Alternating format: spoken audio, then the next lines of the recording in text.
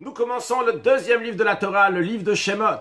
Le Midrash dit, le livre dans lequel le peuple juif est sorti de l'obscurité à la lumière. Le Ramban, Nachmanide, appelle ce livre-là le livre de la Géoula, de la délivrance.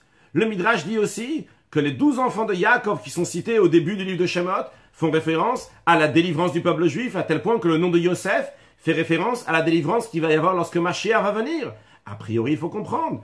Le livre de Shemot ne parle pas que de la délivrance du peuple juif. Au début du livre de Shemot, le peuple juif rentre dans un exil qui est extrêmement difficile, l'exil d'Égypte, qui est le début de tous les exils qu'il va y avoir après. Comment on peut appeler tout le livre un livre de délivrance? L'explication est la suivante.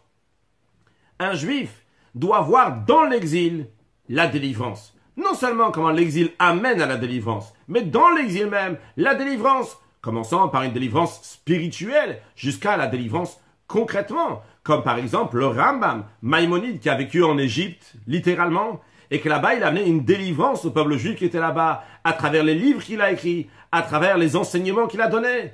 De la même manière, si déjà à l'époque, lorsqu'ils étaient bien loin de la venue de Mashiach, qu'il fallait vivre la délivrance lors de l'exil, eh bien, plus forte raison dans notre génération que nous avons conclu tout ce que nous devons faire. Et maintenant, il manque juste que Hachem va ouvrir nos yeux et qu'on va voir comment on se trouve avec le Mashiach, comment la table elle est dressée avec le grand poisson Léviathan, avec la viande de Sharabar, etc., etc. C'est sûr et certain qu'on doit vivre la délivrance. Comment? En se préparant soi-même et préparant ceux qui sont autour de nous pour accueillir Mashiach now.